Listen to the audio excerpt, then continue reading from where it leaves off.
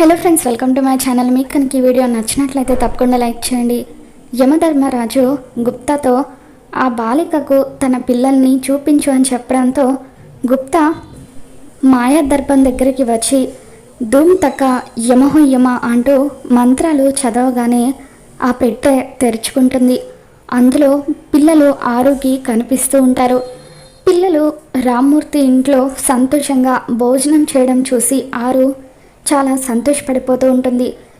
తర్వాత ఆరు గుప్తాతో, గుప్తా గారు, ఈ మాయా దర్పంలో గతంలో ఏం జరిగిందో కూడా తెలుసుకోవచ్చు కదా, అంటే నన్ను ఎవరు చంపారో కూడా ఇందులో కనిపిస్తుంది కదా అని చెప్పి అంటూ ఉంటే అప్పుడు గుప్తా, కనిపిస్తుంది బాలిక, ఇదిగో చూడు అంటూ మళ్ళీ మంత్రాలు చదవగానే అందులో ఆరు చనిపోయిన రోజు ఏం జరిగిందో అంతా కూడా కనిపిస్తూ ఉంటుంది. మనోహరి కొంతమంది రౌడీలతో ఆరుని చంపమని మాట్లాడడం, వాళ్ళకు డబ్బులు ఇచ్చి యాక్సిడెంట్ చేయమని చెప్పడం, ఇదంతా కూడా మాయాదర్పంలో కనిపిస్తూ ఉంటే తన చావుకి మనోహరి కారణమని తెలుసుకుని ఆరు ఒక్కసారిగా షాక్ అవుతూ ఉంటుంది. మరి తన చావుకి కారణం మనోహరి అని తెలుసుకుని ఆరు ఏం చేయబోతుందో ఏంటో మళ్ళీ మన ఛానల్లో తెలుసుకుందాం. వీడియో నచ్చినట్లయితే తప్పకుండా లైక్ చేయండి.